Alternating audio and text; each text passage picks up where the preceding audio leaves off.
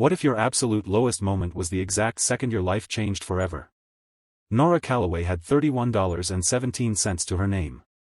She was broke. She was evicted. She was completely alone. Then the letter arrived. Not money. Not a house. Not a miracle. Just a rusted shipping container sitting in a forgotten storage yard, inherited from an uncle she had never once met. The Houston rain didn't fall that morning. It attacked. Heavy, relentless, personal, like the sky itself had decided she hadn't suffered enough yet. She almost walked away. She didn't. Because hidden inside that container, beneath 19 years of deliberate deception, was a fortune nobody had ever claimed. And a secret someone was willing to kill for. Chapter 1. The envelope arrived the following morning, slipped beneath her apartment door like it had been waiting for exactly the right moment of desperation. Thick cream paper. Heavy. The kind that costs more per sheet than Nora's last meal. The return address read, Hargrove and Associates, Estate Law, Downtown Houston. Estate Law. Nora read those 2 words 4 times standing in her doorway, rain still hammering the window behind her. She pressed the envelope to her chest. This is it. It had to be. People didn't receive letters from estate lawyers unless something significant was coming.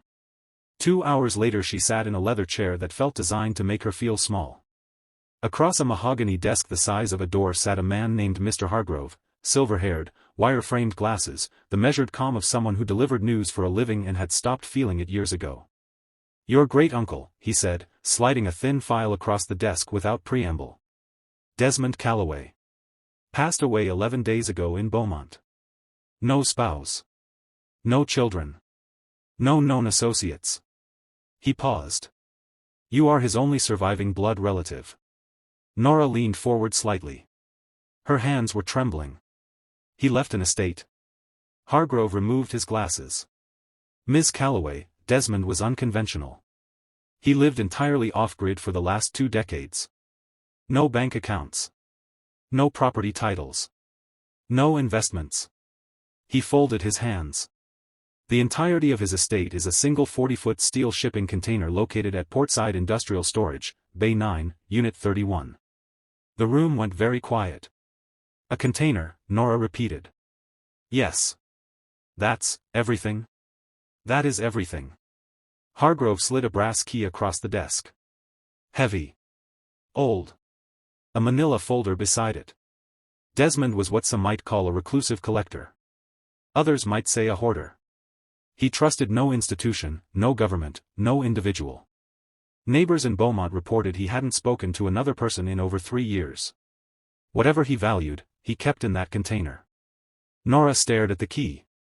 There is one complication, Hargrove continued, his voice dropping half a register. The container has accrued 6 months of unpaid storage fees. The outstanding balance is $450. Portside will not release the contents without full payment.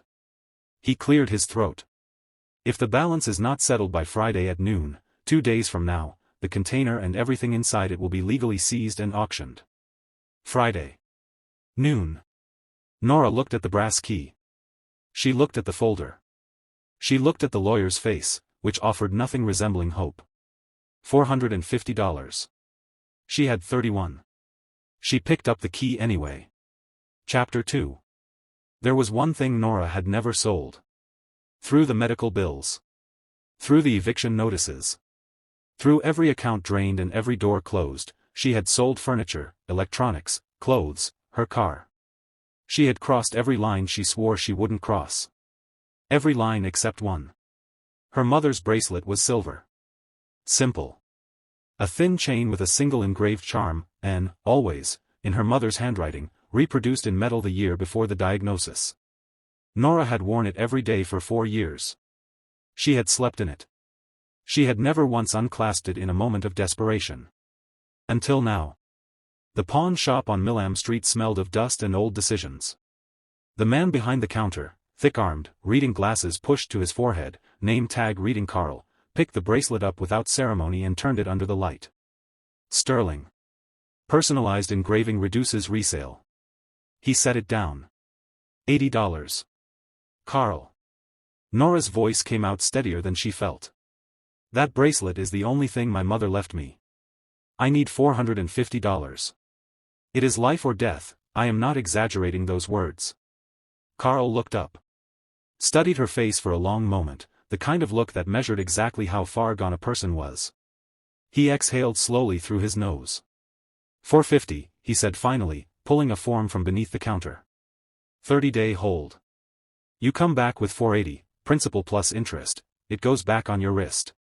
You don't, he didn't finish the sentence. He didn't need to. I'll be back, Nora said. She unclasped the bracelet and placed it on the counter. Her wrist felt cold immediately, lighter than it had any right to feel. Carl counted the bills without rushing. Nora folded them carefully and pushed them into her jacket pocket. Then she picked up the brass key beside them. 2 objects. Everything she had left. She walked out into the rain. Chapter 3. Portside Industrial Storage didn't look like a place where fortunes were kept. It looked like a place where things came to be forgotten. The bus dropped Nora at the entrance gate, a heavy chain-link frame flanked by coils of rusted barbed wire. Beyond it, towers of shipping containers stretched in every direction, stacked 4 and 5 high, forming narrow canyon corridors that swallowed the gray morning light completely. The air smelled of diesel exhaust, standing saltwater, and rust so thick she could taste it at the back of her throat. Cracked asphalt ran between the rows, swollen with old puddles the color of oil. Everything here felt industrial. Indifferent. Hostile to anything soft. The main office was a trailer on cinder blocks beside the front gate. Inside, a man sat behind a scratched plexiglass window eating a sandwich without looking up. His name tag read Boyd. Wide-shouldered. Somewhere past 60. A face that had spent decades cultivating the specific expression of someone who didn't care. Nora pushed the cash through the slot. Boyd counted it slowly, bill by bill, then stamped the invoice without a word. Bay 9, Unit 31, he said finally, pointing one thick finger toward the far end of the lot. Bottom level. Last row before the fence. Hasn't been touched in, he stopped. Looked at her just a beat too long, not with boredom, but something more focused. More attentive. Years, he finished. Nora thanked him. As she turned to go, she felt his eyes follow her to the door. She told herself it was nothing. People watched people. It meant nothing. She walked. The deeper she moved into the yard, the smaller she became. Containers rose on both sides, red, gray, blue, all of them bleeding rust at the seams, closing the sky down to a narrow strip of pale white overhead. Her footsteps echoed. No other sounds reached her except the distant groan of metal contracting in the damp air. Bay 9. Row after row. Puddles. Silence. Scale that reduced a person to something forgettable. Then she saw it. Unit 31 sat at the far corner, rust-red, paint peeling in wide scabbed patches, surface streaked dark with years of weather. It was enormous up close. 40 feet of sealed metal, squatting on cracked concrete like something that had no intention of giving anything up easily. Nora stood in front of it for a moment. Just breathing. Then she raised the brass key. Fitted it into the heavy padlock. It clicked, clean, decisive, immediate. She unlatched the heavy bars. Leaned her entire weight into the door. The hinges screamed. Metal on metal, a long, grinding protest, and then the door swung outward and a wall of stale, pressurized dark air washed over her like something exhaling after years of held breath. She stepped back. And looked inside. Chapter 4. Junk. Floor to ceiling. Wall to wall. Pure, unambiguous junk. Deflated tires stacked in towers. Rusted filing cabinets with drawers hanging open like broken jaws. Cardboard boxes bloated with moisture, split at the seams, spilling yellowed magazines across the floor in rotting fans. A cracked wooden dresser. Coils of moldy rope. Something that had once been a mattress. The smell hit last, damp rot, rat droppings, and decades of sealed decay. Nora didn't move for a full 30 seconds. She had pawned her mother's bracelet for this. Her legs went first. Then her knees hit the wet asphalt. She had nothing left. Nothing. The bracelet was gone. The deadline was gone. She was homeless tomorrow. For a dumpster. She buried her face in her hands. The tears came hard and fast and she didn't try to stop them. Devastating, isn't it? The voice was smooth. Unhurried. Completely wrong for this place. Nora spun around. 10 feet away stood a man who had no business being in a storage yard. Charcoal suit. Silk tie. Expensive trench coat, spotless despite the rain. Hair slicked back. Eyes a pale, sharp gray that caught the light in a way that felt calculated. He was smiling. But nothing above his mouth was. Who are you? Nora demanded. Chapter 5. Marcus Hale, the man said. He didn't extend a hand. He offered his name the way people offer business cards, efficiently, without warmth. A platinum cufflink caught the light as he adjusted his sleeve. One small, deliberate flash of wealth. I'm an independent acquisitions consultant. I knew your great-uncle professionally, a number of years ago, before his reclusiveness became total. Nora stood slowly. Wiped her face with the back of her hand. She didn't like how composed he was. She didn't like how unsurprised he seemed to find her here. Mr. Fisk didn't mention you. Hargrove is a paper lawyer, Hale said smoothly, hands sliding into his coat pockets as he stepped closer to the open container, eyes moving across its interior with the calm efficiency of someone cataloging. He processes documents. He doesn't know the full picture of what Desmond owed, or to whom. He reached into his inner coat pocket and produced a thick envelope. I'll be direct, Miss Calloway. I came here expecting to reclaim a debt. What I found instead is a young woman in a genuinely difficult position, staring at 40 feet of industrial waste. He extended the envelope toward her. $3,000. Cash. Walk away. I handle disposal. Everyone moves on cleanly. Nora looked at the envelope. $3,000. It would redeem the bracelet. It would cover a deposit. It was every problem solved simultaneously, handed to her in a white envelope by a man with a platinum cufflink. She looked from the money to the container. Then to his hands, smooth, manicured, not a mark on them. Then back to his face. Why does a man in a $4,000 suit want a box of rotting magazines badly enough to come to a shipyard in the rain? No, she said. The word surprised her with its steadiness. Hale's smile didn't collapse, it simply stopped. Like a light switched off behind glass. Miss Calloway. His voice dropped half a register. Quiet. Measured. Infinitely more threatening than volume would have been. You are holding something you do not understand. That is a dangerous position. Take the money. Hey. Boyd's voice carried down the row, gruff, unhurried. He moved toward them with a clipboard under one arm, watching Hale with flat, unreadable eyes. Problem here? Hale glanced at Boyd once. Then straightened his tie with 2 fingers. No problem at all. He looked back at Nora. Something cold and patient lived behind his eyes. We'll be in touch, Miss Calloway. His leather shoes clicked against the asphalt as he walked away, precise, unhurried, and disappeared between 2 rows of containers. Boyd stopped beside her. Watched the space where Hale had been. He's been circling this lot for 3 days, Boyd said quietly. Offered me $600 to let him pop the lock. He paused. I'd lock that container every time you leave. Nora stared at the empty row. Whatever was inside Unit 31, Marcus Hale already knew it wasn't garbage. Chapter 6. Marcus Hale had made one critical mistake. He had told her the container was worthless. And then offered $3,000 for it. Nora pulled her jacket sleeves down over her palms and stepped back inside. She worked for 4 hours. Tires first, she rolled them out one by one, arms burning, until her shoulders stopped cooperating and she used her body weight instead. Filing cabinets dragged across the corrugated floor, screaming metal, leaving dark gouges in the steel. Boxes lifted, split, spilled, she moved through them anyway, hands black with grease and something she chose not to identify. The smell was everywhere. In her hair. Her jacket. Her mouth. She didn't stop. The rotting mattress came out in pieces. The broken dresser in 2 sections. Coil after coil of rope, stiff with age, piled against the yard wall outside. By the 3rd hour her palms were bleeding through her sleeves. She noticed and kept moving. Slowly, foot by foot, the container emptied. And slowly, something became visible at the back. Nora stopped. She raised her flashlight.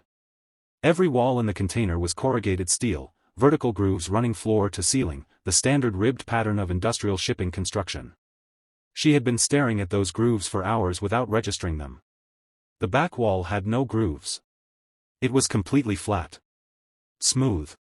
A different grade of steel entirely, slightly lighter in color, the seams where it met the side walls filled carefully with industrial sealant that had been painted over and left to age deliberately. Someone had built a wall inside this container. Measured it. Fitted it. Sealed it. Then filled the front half with decades of convincing garbage and locked it from the outside with a single brass key. Nora pressed her palm flat against the surface. Solid. Dense. Not hollow, or at least not obviously hollow. Whatever was behind this had weight to it. She turned her flashlight across the debris she had just cleared. Halfway back, half buried under a collapsed box, a rusted tire iron. She crossed to it. Wrapped both bleeding hands around the shaft. She turned back to the false wall. Chapter 7. She wedged the tire iron into the seam where the false wall met the right side panel. Found the angle. Leaned every remaining pound of herself into it. The sealant cracked first, a sharp splitting sound like a gunshot in the metal space. Then the wall groaned. Then it gave. The panel lurched inward, not a wall at all, she realized, but a fitted door, and swung heavily on a concealed hinge, rotating into the space beyond. The air that came out stopped her completely. Dry. Cedar-scented. Cool and sealed, the deliberate preserved atmosphere of something protected with enormous care over an enormous amount of time. Not decay. The opposite of decay. Nora raised her flashlight into the darkness beyond. Crates. Heavy, dark-stained military crates stacked floor to ceiling, 6 across, 4 deep. Stenciled markings on every surface. Official seals. Dates that made her flashlight hand tremble. U.S. Government. 1906, 1906. Sitting on top of the nearest crate, a heavy black iron safe, combination dial centered on its face, old but solid and completely untouched. And taped to the safe door, a small white envelope. 3 words in careful, deliberate handwriting. For Nora Calloway. Her name. In a dead man's writing. Waiting here, sealed in cedar air and darkness, for years. The flashlight nearly left her hand. Chapter 8. The envelope was sealed with wax. Old habit, she would later understand, from a man who trusted nothing that could be opened without evidence. She broke it carefully. Unfolded 3 pages of dense, close handwriting, the same careful script from the envelope, but here it moved faster, with urgency compressed into every line. Nora. If you are reading this, you found the key and you came alone. That means you are smarter than most of the people who will want what is in this room. I need you to read every word carefully and I need you to do it quickly. My name is Desmond Calloway. I am your mother's uncle. I stayed away from you deliberately, not from indifference, but because the people watching me would have watched you too. Distance was the only protection I could give you while I was alive. In 1906, the United States government commissioned an emergency treasury transfer following the San Francisco earthquake. Gold bars, silver coins, and Federal Reserve certificates relocated from the damaged San Francisco Mint to secure facilities across the South. One shipment, documented internally as Transfer 7, never arrived. Officially, it was lost in the chaos. Unofficially, it was intercepted by a private syndicate operating inside the Treasury Department itself. They buried the record. They buried the men who knew. My father found the documentation in 1971, a ledger inside a decommissioned government archive in Beaumont. He spent 30 years acquiring what had been taken. Not stealing. Recovering. Every crate in this room has a legitimate chain of provenance that I spent 19 years assembling. The paperwork is inside the safe. The syndicate never dissolved. They simply became something else. They call themselves the Hargrove Group now, operating through shell companies, private acquisitions, men in expensive suits who move quietly and leave no trace. The man who will come to you, and he will come, because Boyd at the yard already works for them, his name is Marcus Hale. Do not negotiate with him. Do not show him the letter. He will return the moment he believes you have found something. By then you need to already be gone. The combination is your mother's birthday. The one she made you memorize when you were 6 years old. You know it. Take the coins from the top tray of the safe, leave the gold. The coins are portable and untraceable. The ledger is beneath them, take that too. Bring both to Dr. Renata Voss at the Houston Institute of Historical Commerce. She is honest. She has been expecting contact for 11 years. I am sorry I never introduced myself properly. Your mother deserved better from me. So did you. Burn this letter. Stay alive. Nora sat on the floor of the cedar-scented dark for a long time after she finished reading. Then she read it again. Then she folded it carefully, and did not burn it yet. Chapter 9. Her mother's birthday. March the 7th. 1974. She dialed slowly. 3. Then 7. Then 74. The combination lock resisted for one terrible second, then released with a deep, solid clunk that resonated through the iron body of the safe like a held breath finally exhaled. Nora pulled the handle. The door swung open. The flashlight caught it immediately. Gold. 4 flat bars stacked in pairs, dull, heavy yellow, the specific non-reflective gleam of metal that has never needed to impress anyone. Beside them, a canvas roll tied with leather cord. And beneath everything, a ledger, thick, dark-bound, corners worn soft with age. She unrolled the canvas with trembling hands. Coins. Dozens of them, nested in individual cloth pockets, silver-white, hand-pressed, each one slightly uneven in the way that machine perfection never manages to replicate. She held one to the flashlight. Liberty-seated dollar. San Francisco Mint. 1906, the eagle on the reverse was sharp enough to count feathers. It had never circulated. Never been touched by ordinary commerce. It had been waiting here since the earthquake year. Then the horn blew. One long, enormous blast rolling across the entire yard, 15 minutes to gate closure. Nora moved without deciding to. Canvas roll, inside jacket. Ledger, tucked against her ribs under one arm. Gold bars, impossibly heavy, immovable. She left them. Pulled the false door back into its frame. Pressed the sealant edges with her palms. Locked the container. Ran. Chapter 10. The Houston Institute of Historical Commerce occupied the ground floor of a narrow building on Commerce Street that looked like it had refused every renovation offered to it since 1960. Dr. Renata Voss was not what Nora expected. She was 70, at minimum, compact and deliberate, silver hair pulled back with the efficiency of someone who found grooming a distraction from more important things. Tweed jacket. Reading glasses on a chain. Hands that moved across documents the way surgeons move across instruments, precise, certain, deeply familiar with what they were touching. She looked up when the bell above the door rang. "We're closed," she said, without looking up fully. "Desmond Calloway sent me," Nora said. Dr. Voss went completely still. The reading glasses came off. She stood slowly, studying Nora's face with an expression that moved through several things quickly: recognition, grief, relief, before settling into focused urgency. "Lock the door behind you," she said quietly. Nora placed the canvas roll on the examination table under the central lamp. Dr. Voss unrolled it with steady hands, then stopped. She picked up the nearest coin with cotton-gloved fingers, turned it once beneath the magnifying lamp, and set it down. The sound she made was half gasp, half something that had been waiting 11 years to escape. "These are transfer 7 coins," she whispered.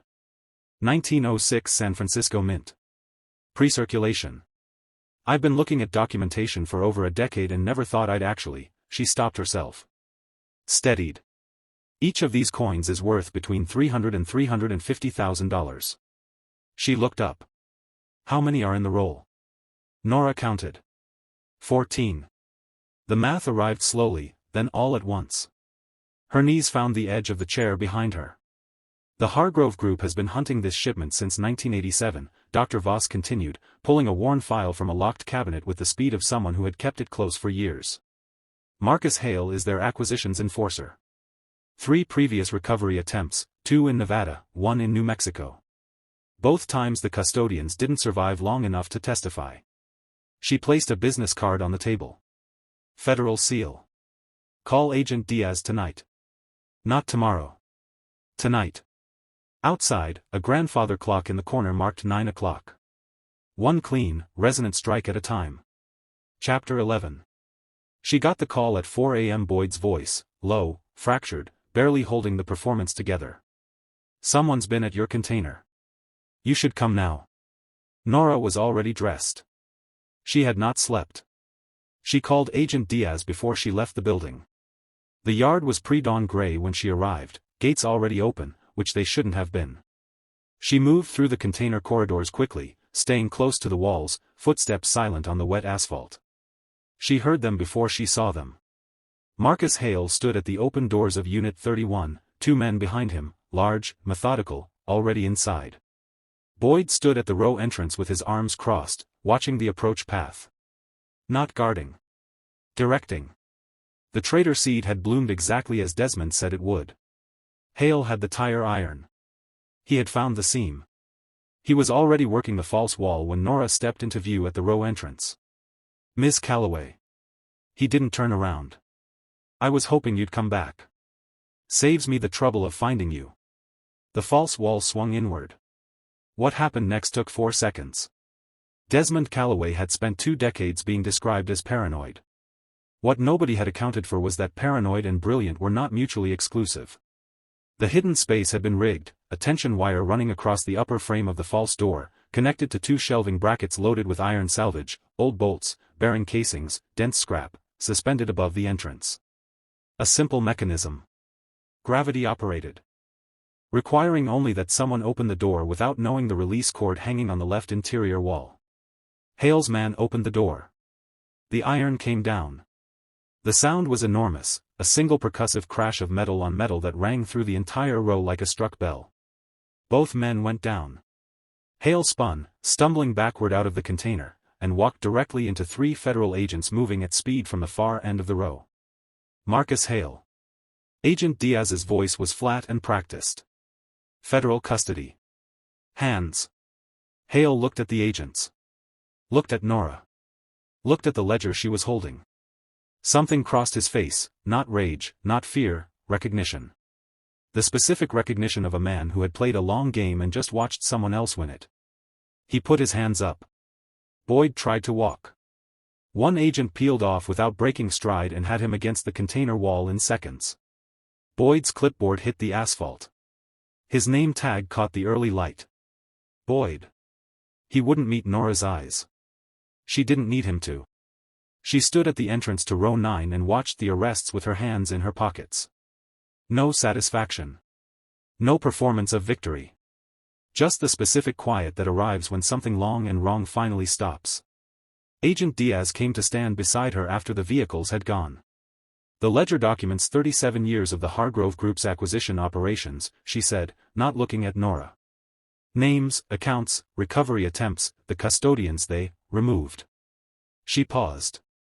This is the most significant organized asset recovery case since 2009. The coins, Nora said.